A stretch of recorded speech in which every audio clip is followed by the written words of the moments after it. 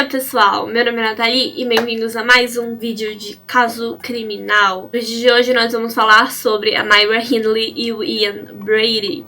Parte 4, final, eu juro, acaba aqui a história, ok? Como sempre, antes de começar, eu queria dizer que eu não quero ofender ninguém com as coisas que eu falo nos meus vídeos de caso criminal. Eu faço esses vídeos por motivos educacionais, para que esses casos fiquem mais conhecidos e esses assuntos sejam mais discutidos. No vídeo de hoje, nós vamos mencionar, mais uma vez, morte e abuso de crianças. Então, se você tem algum problema com esses assuntos, por favor, tome cuidado. Myra Hindley e Ian Brady se conheceram em 1959. A Myra se apaixonou por ele de cara. Demorou mais de um ano para os dois começarem a namorar. Eles iam muito a um brejo chamado Saddleworth Moor, onde conversavam sobre cometer crimes juntos.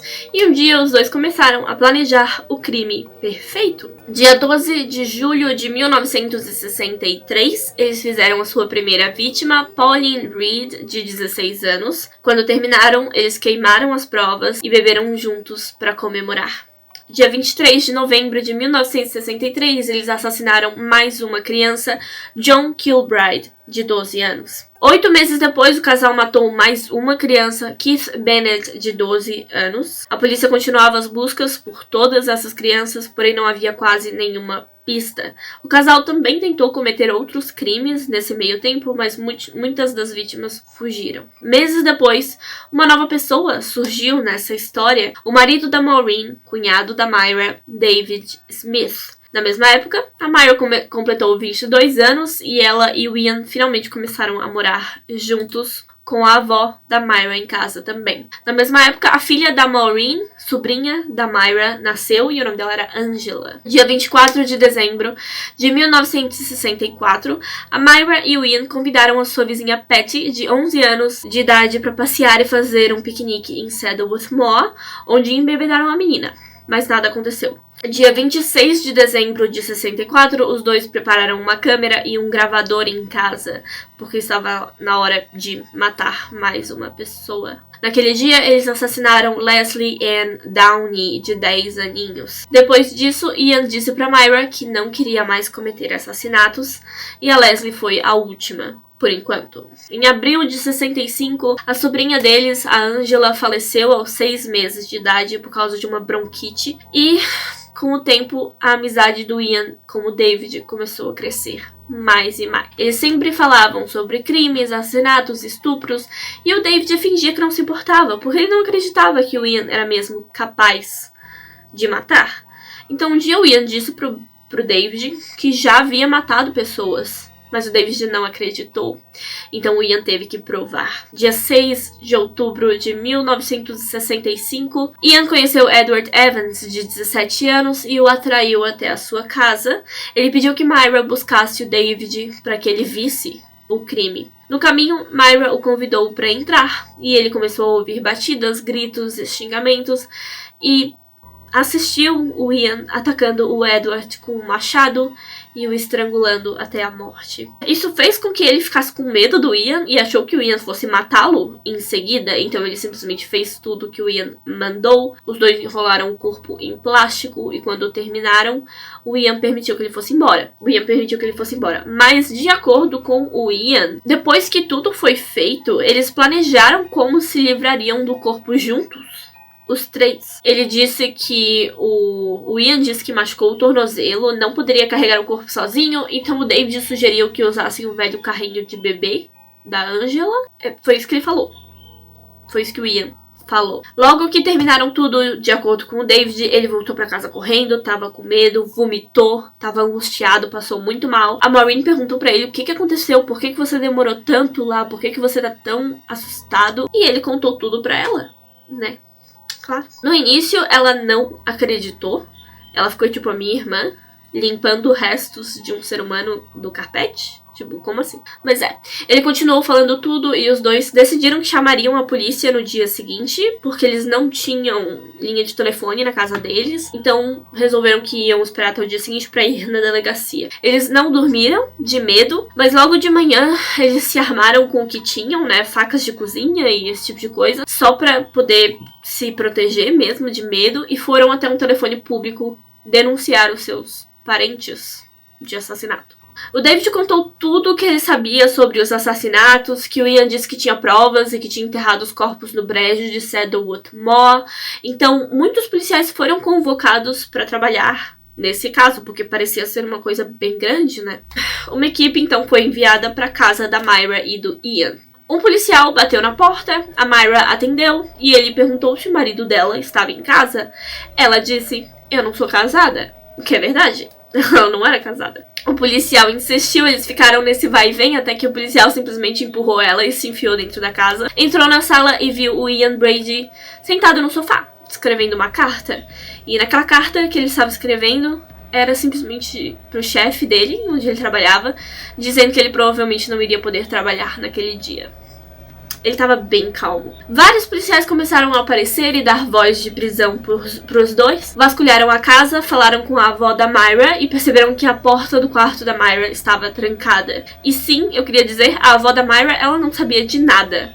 Tadinha. Ela simplesmente assim, ela não ouvia nada. Existem teorias de que eles talvez colocassem algum remédio, drogassem a senhorinha de alguma maneira, porque ela não sabia de nada.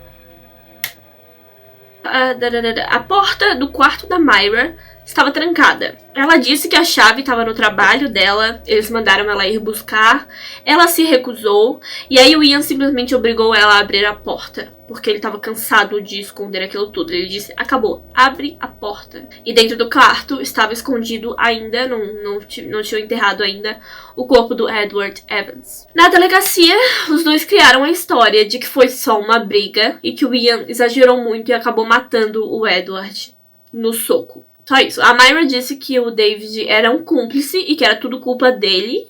Tudo. Na verdade, durante muito tempo ela tentava colocar toda a culpa de tudo no David. Porque ela não gostava do David, né? Então ela só foi dizendo, foi o David. A necrópsia concluiu que o Edward tinha 14 machadadas no corpo, mas que a causa da morte mesmo foi um estrangulamento. Foi o que fez eles concluírem que aquilo não era só uma briga. Que o Ian não matou o Edward no soco. Machadadas e estrangulamento não é uma briga normal, né? Na casa do casal, ainda mais evidências foram encontradas. Havia uma carteira com recortes de papel dentro, e nesses pedacinhos de papel o Ian tinha escrito sobre como cometer um assassinato perfeito, sabe? Como esconder evidências, enterrar a vítima, esse tipo de coisa. E em cadernos, eles encontraram desenhos de campos e palavras como a pedra perto do riacho, o que os policiais acreditavam ser, tipo, coordenadas, sabe? Pra eles saberem onde enterraram cada corpo. Então tinha desenhos do brejo, né? As montanhas e o rio. E aí tinha uma palavra, né? Por exemplo, a pedra perto do riacho. Além disso, o nome John Kilbride estava escrito em um caderno e o John era uma das vítimas do Ian.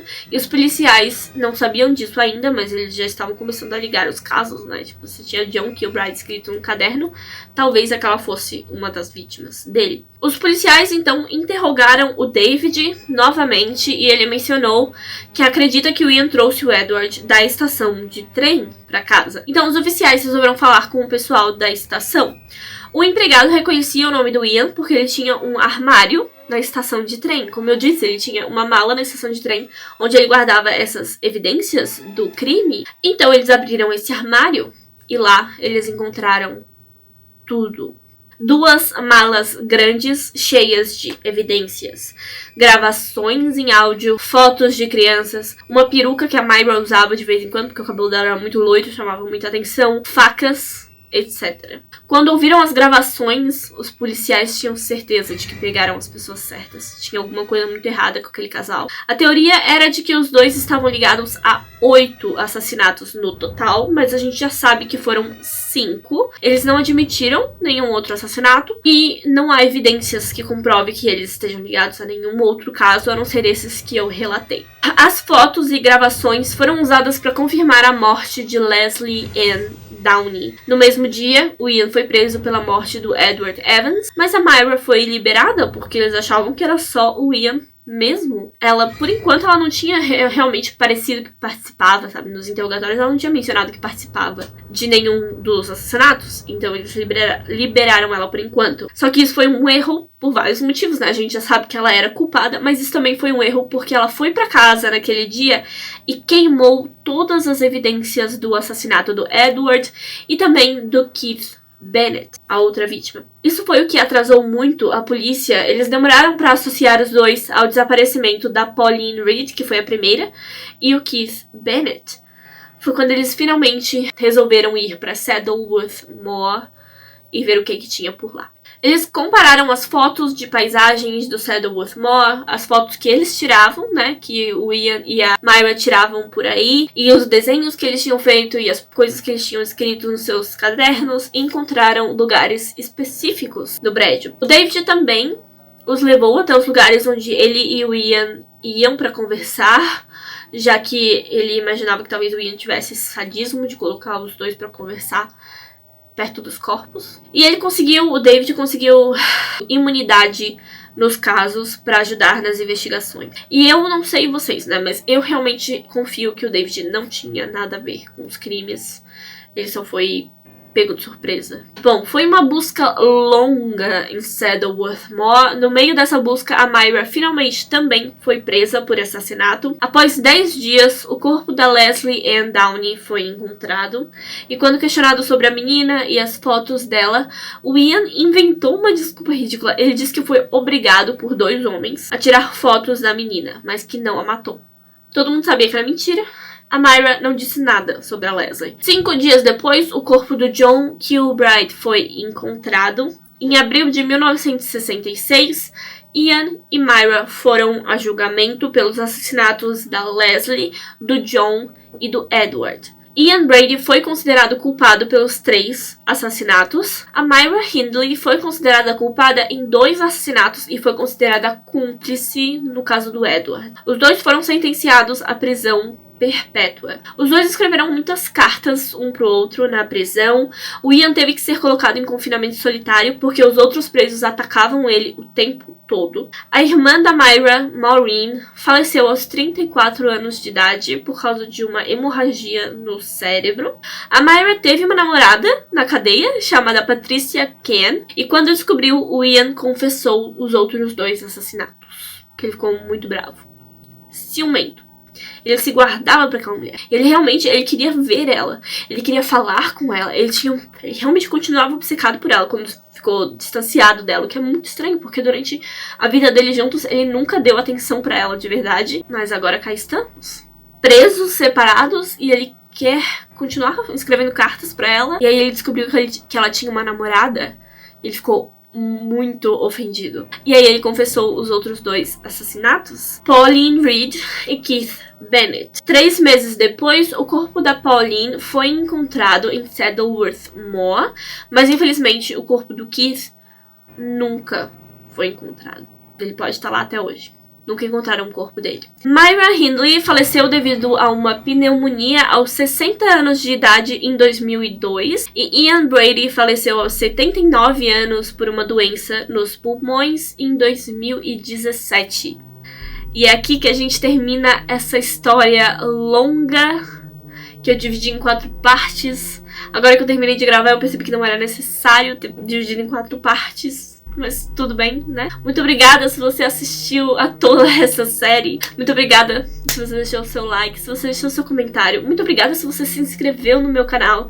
E eu vejo vocês no próximo vídeo pra gente falar mais sobre esses casais, né? A gente vai continuar durante todo o mês de junho. Só histórias sobre casais, pessoas obsessivas, crimes passionais. Ok? Muito obrigada por assistir. Eu vejo vocês no próximo vídeo. Tchau!